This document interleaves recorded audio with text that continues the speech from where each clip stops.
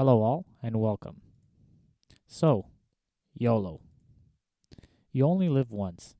It's the lifespan of an attacker in our system. Why, you may ask? At a high level, it's super simple. We reset, reset, and reset, wiping away an attacker from the system.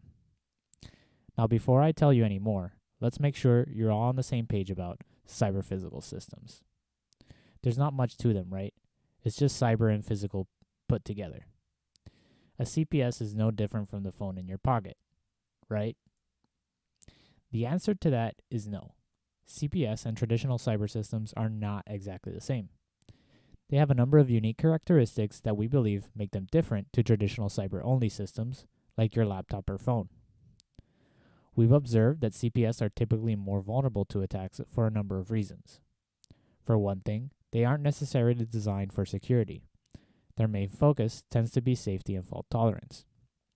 Secondly, because of all the certification and work that goes into verifying safety, upgrades to both hardware and software are almost non-existent. All this means that these systems can have vulnerabilities dating back to the dinosaur age. Another aspect that differentiates CPS is that once things do go wrong, recovering from failures can be an order of magnitude more difficult and costly. For example, a recall on a car due to a failed sensor can be significantly more difficult to replace than pushing a software patch. All is not lost, however. CPS do have some very redeeming qualities. They are built to tolerance levels above what we typically encounter in the cyber IT world. They are resilient by design, built to withstand unintentional faults and failures. And this brings me to our key research question. Can we take advantage of unique CPS properties to protect them against security attacks? This is where YOLO comes in. In a nutshell, YOLO leverages the physical characteristics of CPS to ensure cybersecurity. There are two steps to the YOLO approach: reset and diversify. Now, why these two steps exactly, I will explain shortly. But what we show is that YOLO provides a flexible framework that can be integrated for a varying spectrum of systems. Before getting into the details, we need to figure out exactly what the bad guys are capable of. We have to lay out the attacker we have in mind. First, their intention is to gain a foothold into the system, meaning to hijack control or possibly exfiltrate information in the long term. We make the strong assumption that they have complete knowledge of the system internals, meaning all algorithms, software, and hardware that make up the CPS. And finally, because we are dealing with the physical world, we don't assume an attacker will always be able to run alongside with us. That is, their communication range is limited, and thus their sphere of influence is bounded. Let's break down the two steps in the YOLO approach, reset and diversify, and look at each individually. Starting with the reset. So why do we need to reset? The reset step prevents an adversary's ability to corrupt the system indefinitely. It forces a bounded time horizon over which an attacker can affect the system. To illustrate, consider a running program shown in the yellow box. A program snapshot, shown in green, is the version of the code that is loaded on startup, in other words, the executable on disk. Now, after some time, an adversary manages to find a vulnerability, exploiting the system successfully. Without any other countermeasures, the attacker may stay in the system indefinitely.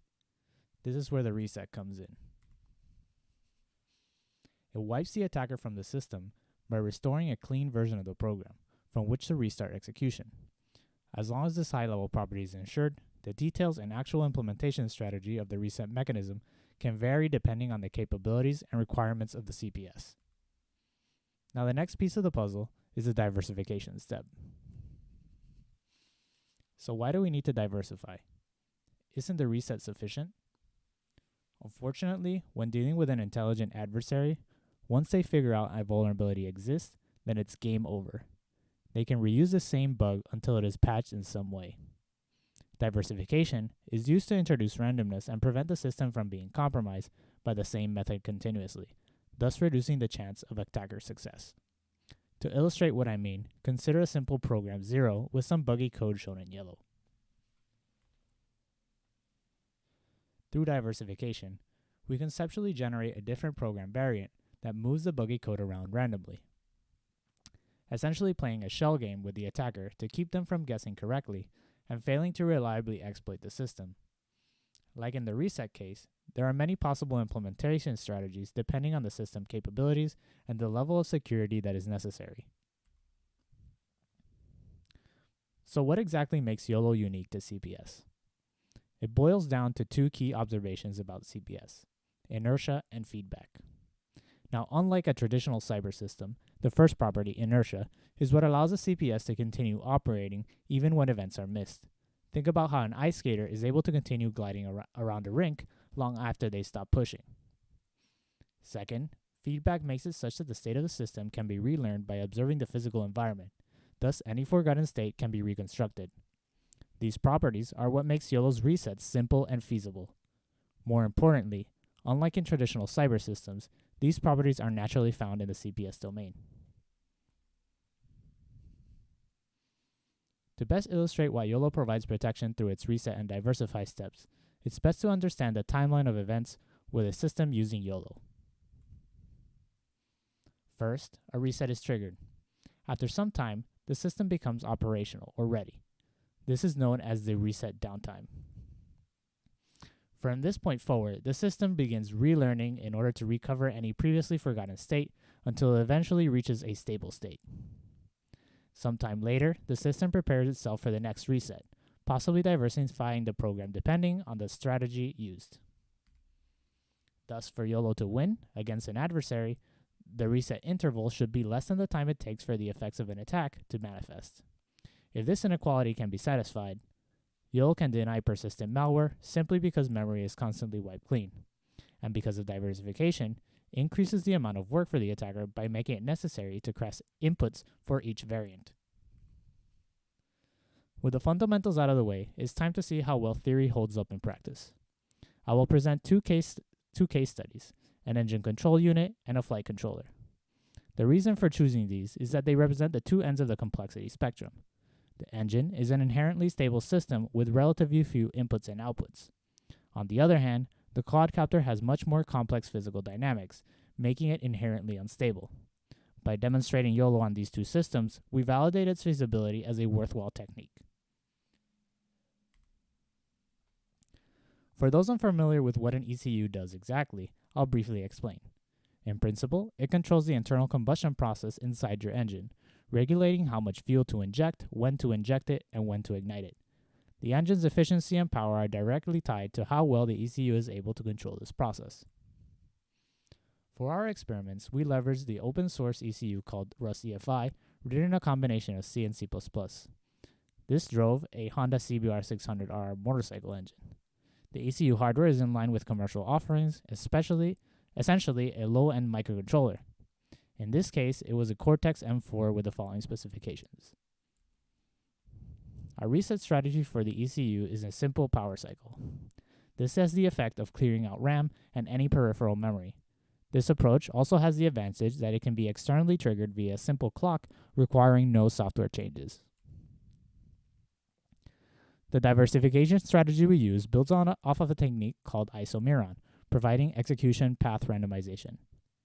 Essentially, what it does is on every function call, it trampolines to a diversify function. This diversify calls a random number generator, which then branches between two code variants. In this case, say foo A and foo B, which are functionally equivalent but semantically different. This technique provides protections against attacks such as return-oriented programming or ROP.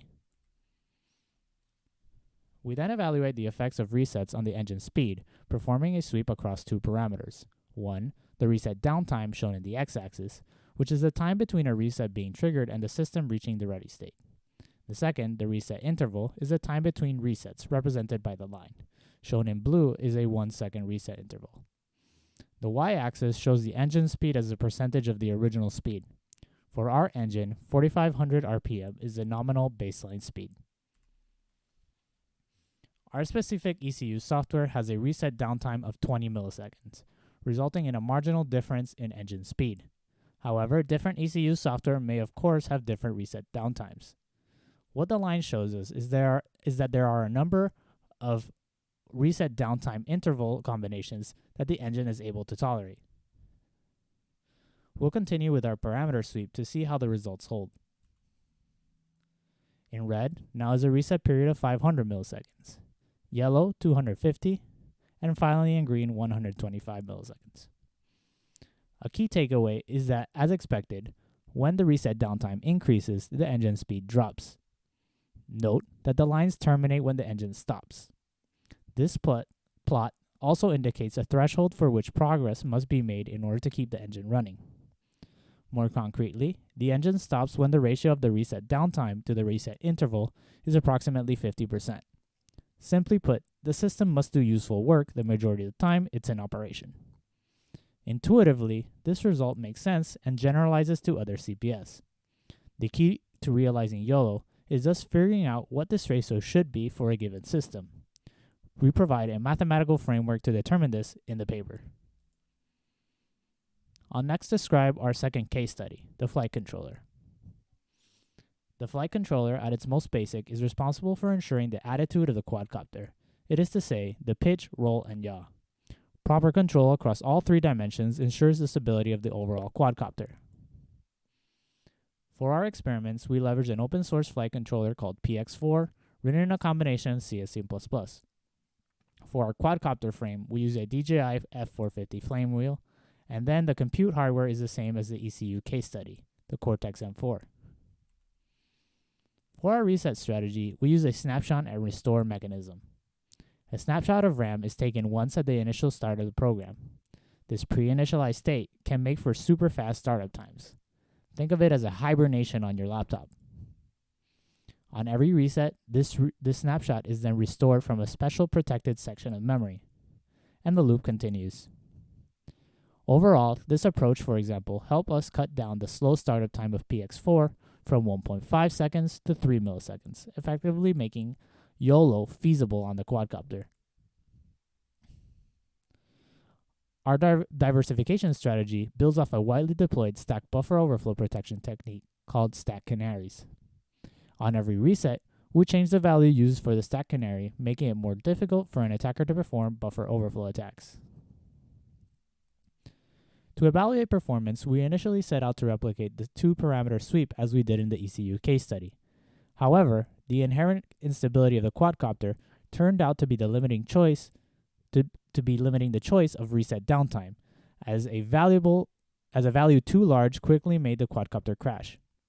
We performed the experiments using the reset downtime of 3 milliseconds for our snapshot and restore PX4 software stack.